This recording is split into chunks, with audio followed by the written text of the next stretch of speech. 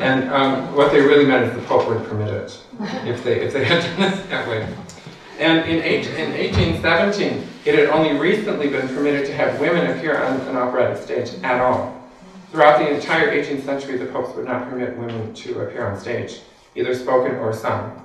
And all of the roles were done by men, including the female roles in drag. They thought that was preferable to having women appear on stage. So there's no black slipper. Instead you have bracelets, magic bracelets that are traded, which doesn't work well either because, you know, supposedly her stepfather, there is an evil stepfather instead of an evil stepmother, and he supposedly is keeping her so poor and oppressed. I don't know why he would permit her to have an item of luxury like a bracelet, but opera has this inexplicable attitude, almost all of them do. So, as I say, there's no stepmother. She's one of the funnest things in the other versions. And for this, there does seem to be an obvious reason, which is that the character type does not exist in Italian comic opera of the day. There is no such thing as an older woman who is nasty. That does not exist. There is no such character. I would challenge you all, if you could think of a single opera that had such a character type. You'd have a hard time. Yeah, you'd really have to sift through hundreds of librettos and maybe possibly you could find something that might possibly approximate that, but it is not common. On the other hand, there is nothing more common than having an older, wealthy man who is made to look ridiculous. That is the staple. That is the staple of Italian comic opera.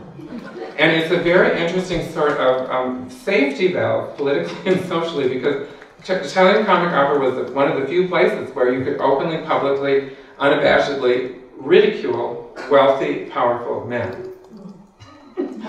And so instead of this ridiculous, nasty stepmother, they have a ridiculous, nasty stepfather.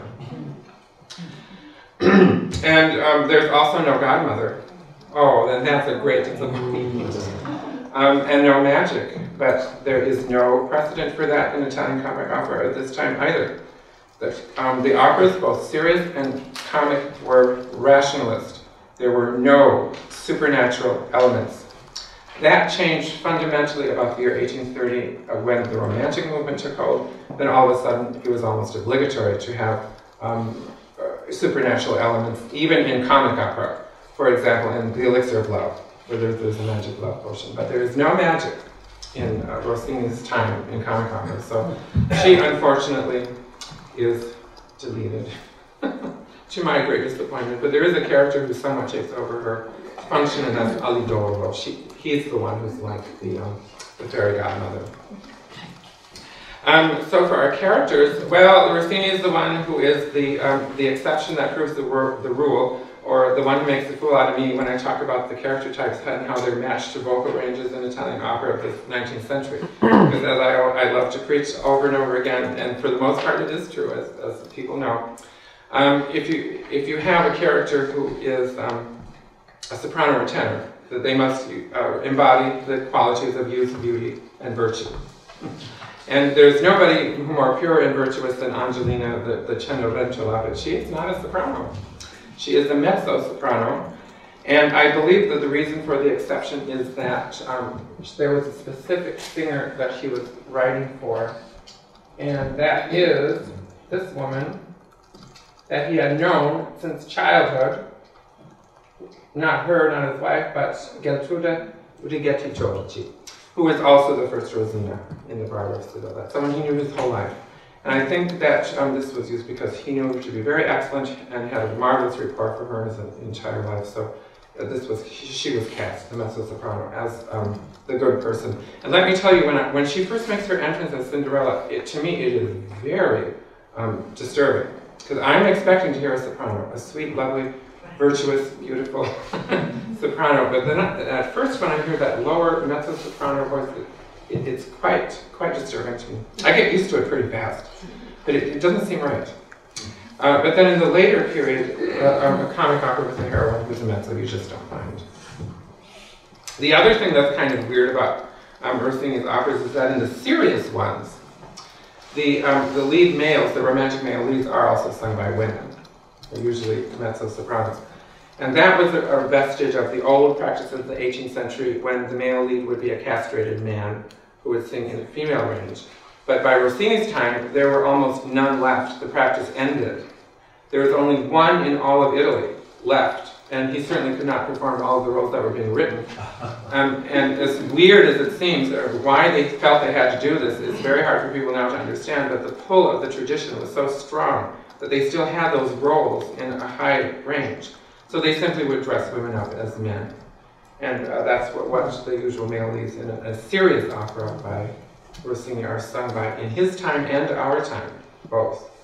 And I think that's one of the reasons that they went out of fashion in the 19th century, because audiences were no longer comfortable with seeing the male lead played by a woman. But for the other characters, all of my rules work just fine. We have the old ridiculous stepfather, who is beyond the age where you would think that he would be able to engage in love intrigue. So he's a base. If you're a base, you can't. There will be no love intrigue for you.